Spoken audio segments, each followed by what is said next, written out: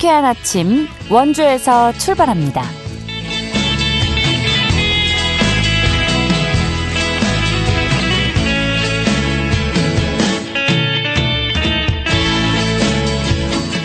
여러분 안녕하십니까? 3월 4일 수요일 KBS 원주방송국에서 보내드리는 상쾌한 아침 원주에서 출발합니다. 저는 진행의 이은주입니다.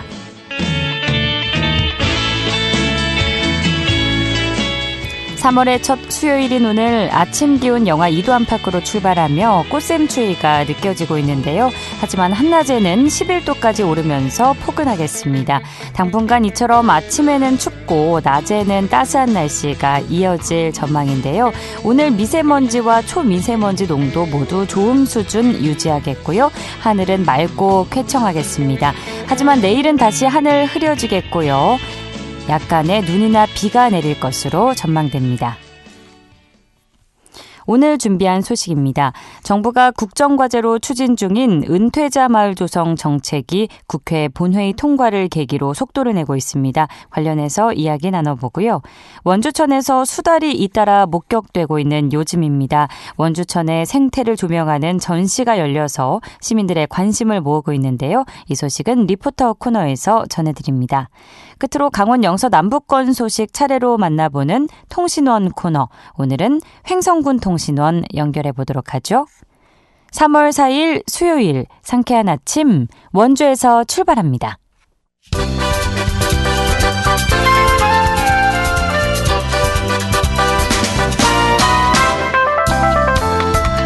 오늘의 뉴스입니다. 우유 무상급식 시행지역이 강원도 내 시군의 절반 정도에 달하는 것으로 집계됐습니다. 강원도 교육청은 지난해 지역의 모든 학생을 대상으로 우유 무상급식을 한 곳이 태백과 양양 등 8개 시군이었다고 밝혔습니다. 나머지 시군에서는 소규모 학교나 저소득층 등 선별적으로 우유 급식비를 지원했습니다. 지난해 6월 기준 강원도 학생의 우유 급식 신청률은 43%였습니다.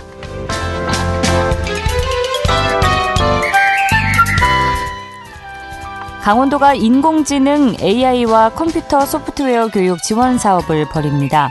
올해 사업 규모는 270억 원인데요. 교육 대상은 13,000여 명입니다. 주요 사업으로는 원주에 설립되는 엔비디아 교육센터의 AI 전문 인력 교육을 지원합니다. 또 학생과 구직자를 대상으로 기업 수요 맞춤형 AI 교육도 돕습니다. 이 밖에 코딩과 드론, 자율주행 등에 대한 소프트웨어 교육도 이어갑니다.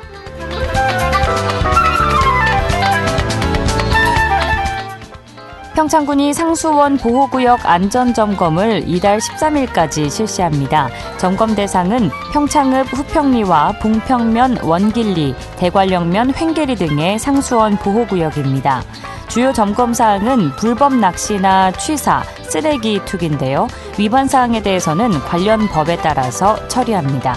오늘의 뉴스였습니다.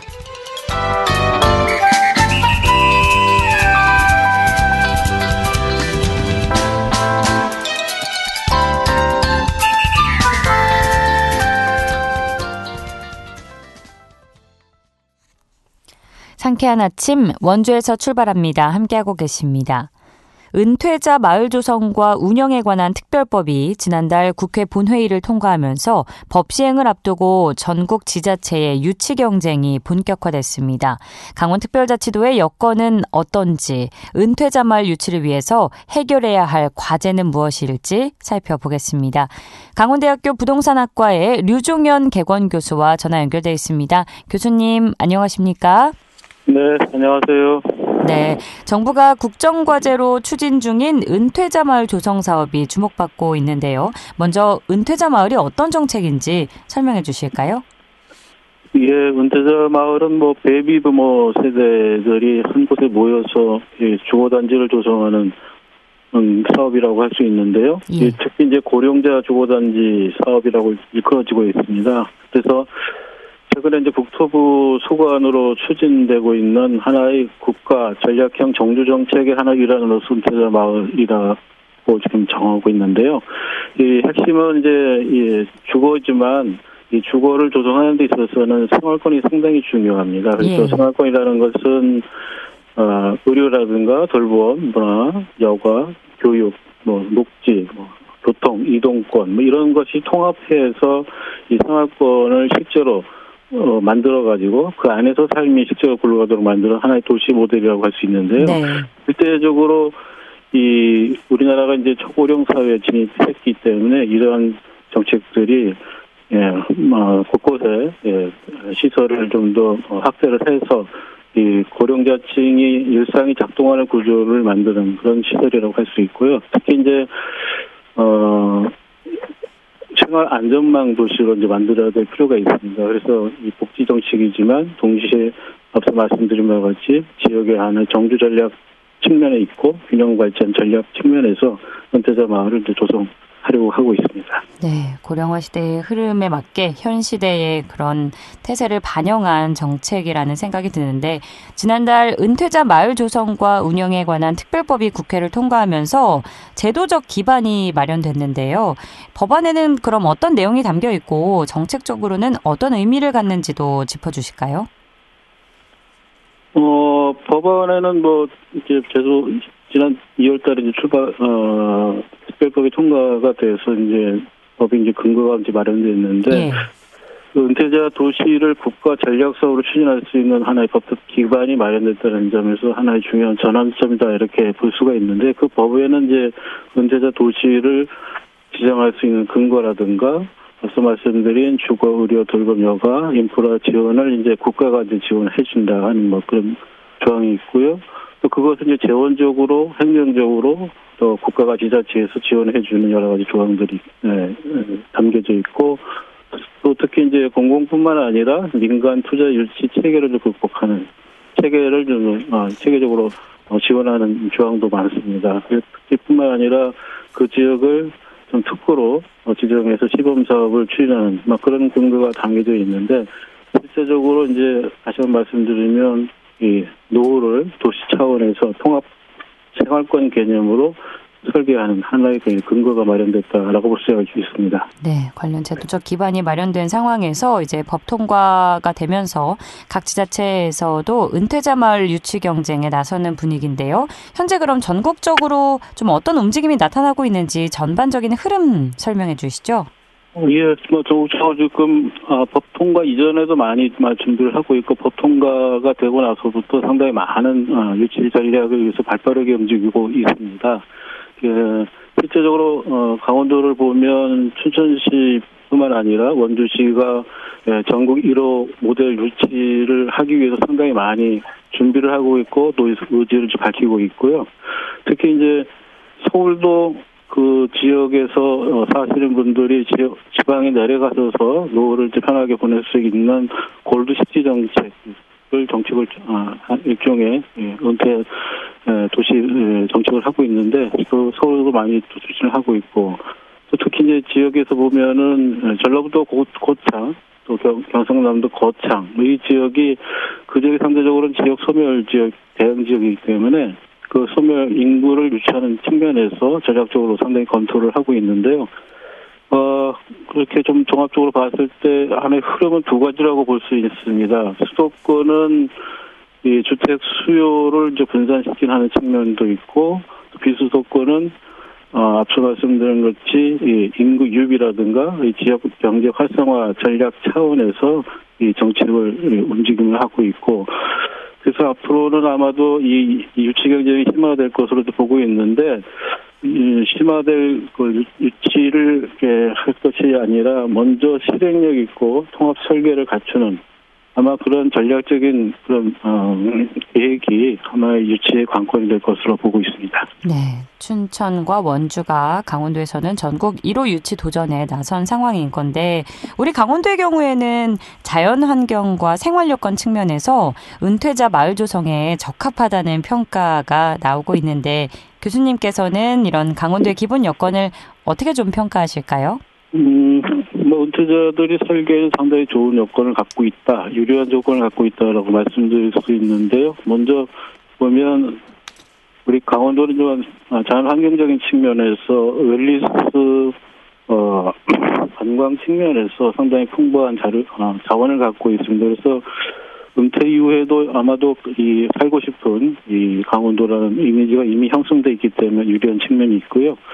두 번째는 이제 고령자들이 은퇴자들이 이제 오시면은 의료에 상당히 이제 중요성을 갖고 있는데 디지털 헬스케어의 강원도가 특별한 전략 산업이라든지 또 지대 헬스케어에 강점이 있기 때문에 아마 유리한 측면이 있다라고 볼 수 있고 또 세 번째는 뭐니 해도 이 수도권과의 접근성이 GTX라든가 여러 가지 광역 교통망이 세계적으로 구축되고 철도망이 체계적으로 구축되고 있기 때문에 이 생활권 연계 가능성에서 상당히 유리한 측면이 있다라고 볼 수가 있겠습니다. 네, 말씀하신 의료 여건은 주거단지를 조성하는 데 있어서 필수적인 부분입니다. 잘 짚어주셨는데 그렇다면 강원도가 은퇴자들이 좀 실제로 선택하는 지역이 되기 위해서는 어떤 조건을 갖춰서 보완해야 한다고 보십니까? 아마 또 이 은퇴자들은 그런 것은 이제 옛날에는 돌봄의 대상이었지만 지금 활동의 주체입니다. 그렇죠. 그래서 보면 좀 더 이렇게 유형별로 또 특성별로 좀 하는 게 좋겠다. 또 강원도가 또 산악 지형도 있고 해양 지역도 있고 관광지도 있고 또 수도권과 인접된 지역도 있기 때문에 각각의 특성에 따라서 유형별 분산 모델이 저는 적합하다. 그래서 권역형 모델이 좀 필요하다라고 말씀드릴 수 있는데 아마 특성에 따라 맞춤형 모델을 제시할 것으로 보고 있습니다. 그리고 지자체 차원에서 도 차원에서는 그런 모델별로 포트폴리오를 만들어서 실제적으로 관리를 할 필요가 있고 앞서 말씀드린 바와 같이 경쟁이 아니라 강원도 전체가 이러한 모델로 표준 모델을 제시해서 실질적으로 그분들이 편안하게 여기서 정착할 수 있는 그런 것이 만들어져야 된다 하고 할 수 있고 또 선정 유치 경쟁보다도 어떻게 선점할 수 있는 전략적인 건설 좀 갖춰야 되겠다 말씀을 드릴 수 있겠습니다. 네. 그리고 사실은 수도권과 비교해 봤을 때는 의료도 그렇고요. 생활 인프라가 아무래도 부족하다는 인식이 있는데 이런 부분도 보완을 좀 해나가야겠죠. 네, 그렇습니다. 생활 인프라가 특히 이제 의료 인프라 중에서도 의료의 핵심 인력 패키지 설계가 좀 필요로 하고 있습니다. 앞서 말씀드린 바와 같이 특별법에 은퇴자 마을 조성 특별법에 보면은 인력을 운영하는 데 있어서 사람들이 거기에서 같이 동거하면서 그것을 지원하기 위해서는 주거 공급이 좀 필요한데 다행히 또 이번에는 아마 인력 주거 공급 근거가 포함되기 때문에 같이 이렇게 사람들이 살 집이 조성되는 그런 것이 있습니다. 네. 그래서 아마 그런 패키지가 잘 조성이 될 필요가 있고요. 특히 강원도에는 이제 도립의료원도 있고 지역에는 또 의료기관도 있고 또 대학도 있고 복지기관도 있습니다. 이것을 어떻게 잘 엮어서 교육이라든지 체육이라든가 정규를 묶는 구조를 한번 더 강화할 필요가 있다라고 말씀드릴 수 있고요. 뭐니 해도 이제 이 의료와 돌봄 연계 체계를 어떻게 체계적으로 설계할 건가 하는 말씀을 좀 강조하고 싶고 그것이 아마도 생활 인프라의 최소 기준이라고 할 수 있다라고 볼 수 있는데 일종의 이제 앞서 말씀드린 생활권 단위의 기본선으로 이 의료 거점, 커뮤니티 센터, 문화체육공간, 수용답형 교통 이동권 이런 것까지 한번 청취자에게 제시할 필요가 있습니다. 예, 시간 관계상 마지막 질문이 될 것 같은데요. 농촌 지역의 경우에는 외부 인구의 대규모 유입에 대한 거부감이 오히려 적지 않습니다. 이런 상황에서 은퇴자 마을 조성이 지역사회와의 갈등 없이 잘 안착하려면 어떤 점을 고려해야 한다고 보시는지 끝으로 한 말씀 포함해서 듣겠습니다.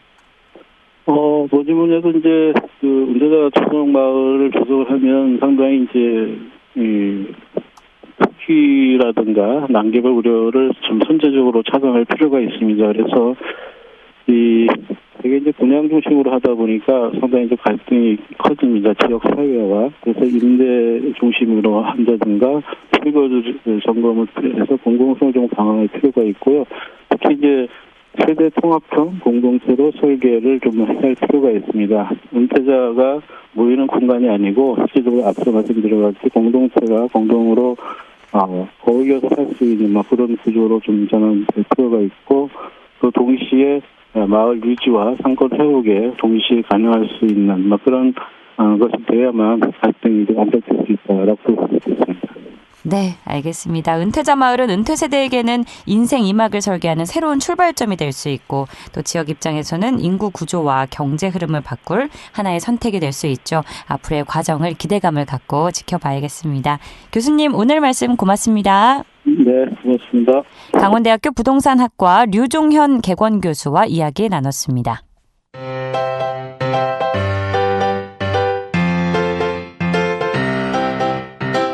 KBS 원주방송국이 유튜브 다시 듣기 서비스를 실시합니다. 매일 아침 강원 영서남부권의 뉴스와 정보를 전해드리는 상쾌한 아침 원주에서 출발합니다는 KBS 원주라디오 유튜브 채널을 통해 다시 들을 수 있습니다.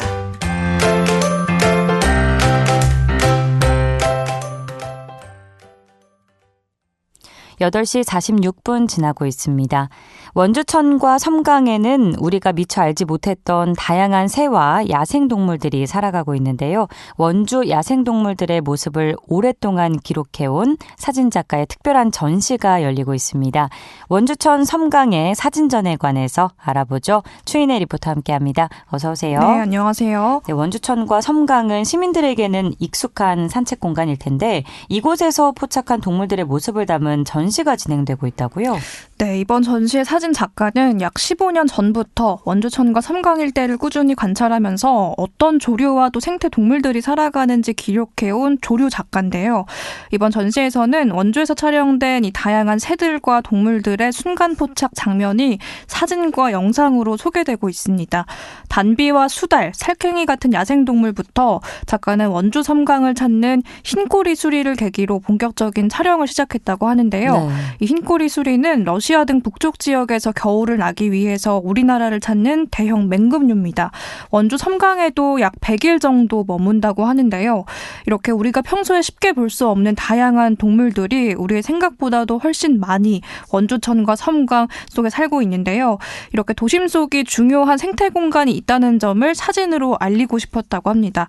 최영필 생태사진 작가에게 전시 이야기 들어보시죠. 원주에서 볼 수 있는 동물들은 단비하고 물에는 수달이 있습니다.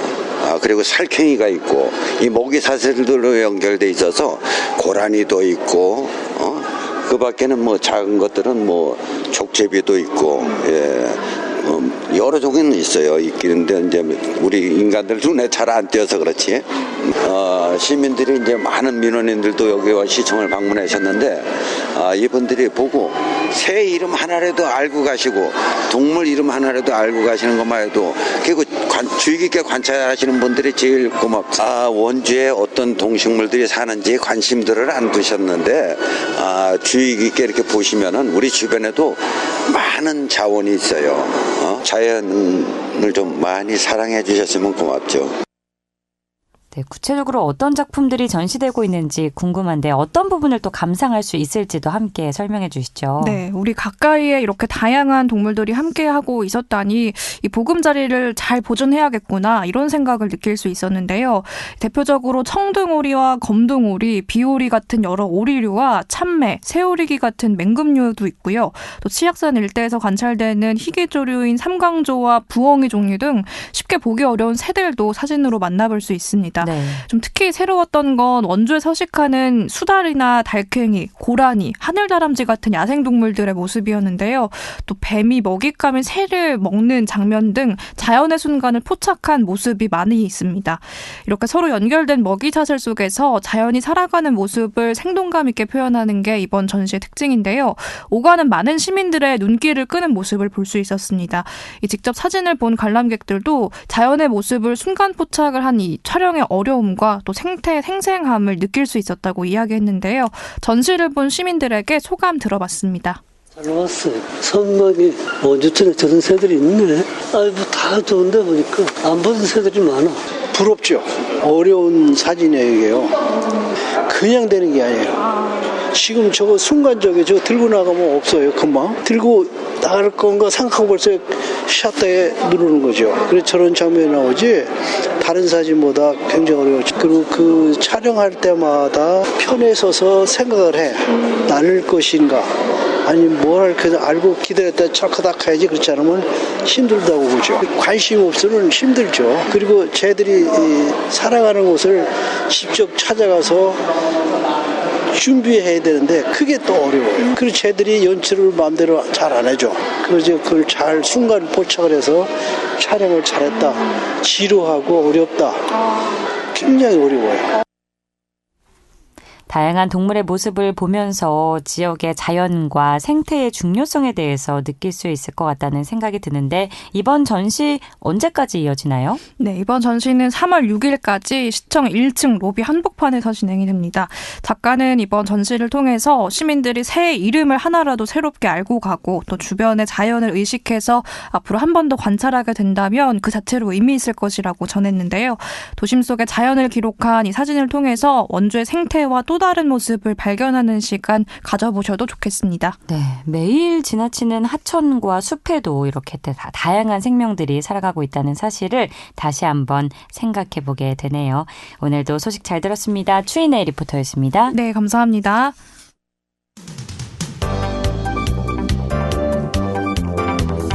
생생한 현장, 유익한 생활 정보를 전해드리겠습니다. KBS 원주라디오 상쾌한 아침 원주에서 출발합니다를 함께하고 있습니다. 8시 52분입니다. 각 지역의 소식 들어보는 통신원 코너인데요. 오늘은 횡성군 소식 들어보겠습니다. 김지은 횡성통신원 전화 연결돼 있는데요. 안녕하십니까? 네, 안녕하세요. 네, 오늘의 첫 소식 들어보죠. 횡성군에서 스마트 수경재배 전문가를 양성한다고 하는데 소식 전해주실까요? 네, 횡성군 농업기술센터가 지역 내 스마트 농업을 확산하고 데이터를 기반으로 하는 정밀재배 역량 강화를 위해 스마트 수경재배 심화 교육을 운영합니다. 이번 교육은 지역 수경재배 농업인을 대상으로 하는데요. 교육을 통해 안정적인 생산 기반을 구축하고 농가 역량을 높이게 됩니다. 교육은 지난 2월 25일부터 시작했고요. 오는 3월 18일까지 매주 수요일과 금요일 총 7회에 걸쳐 횡성군 농업기술센터에서 진행될 예정입니다. 주요 내용은 스마트팜의 이해, 토마토 기초생리, 수경재배시설 환경 및 관수관리, 병해충 및 생리장애 대응, 농업 데이터 수집 및 활용 등 현장 적용 중심으로 구성됐습니다. 네, 교육의 주요 내용까지 잘 정리를 해주셨는데 특히 이번 과정은 재배 현장에서 바로 활용 가능한 기술 향상에 중점을 뒀다고요? 네, 스마트팜 시설을 갖춘 농가와 시설 재배 관련 시범사업 참여 농가들이 교육에 대거 신청했는데요. 교육 내용이 실질적인 생산성 향상으로 직결될 것으로 전망됩니다. 특히 주목할 점은 청년 농업인의 높은 참여율입니다.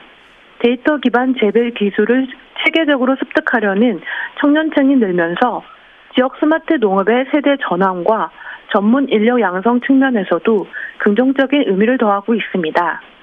관련해서 횡성군 농업기술센터 소장은 스마트 농업은 단순한 시설 도입을 넘어 데이터 해석과 정밀 관리 역량이 핵심이라며 이번 교육을 통해 농가 스스로 농작물의 상태를 진단하고 문제를 해결할 수 있도록 돕겠다고 밝혔습니다. 네, 젊은 농업인들이 교육에 적극적으로 참여하고 있다고 하니까 우리 횡성군 스마트 농업 전망이 밝지 않나 이런 생각을 해보게 됩니다. 자, 다음 소식 들어보죠. 횡성군 보건소에서 어르신을 대상으로 건강 프로젝트를 진행한다고요?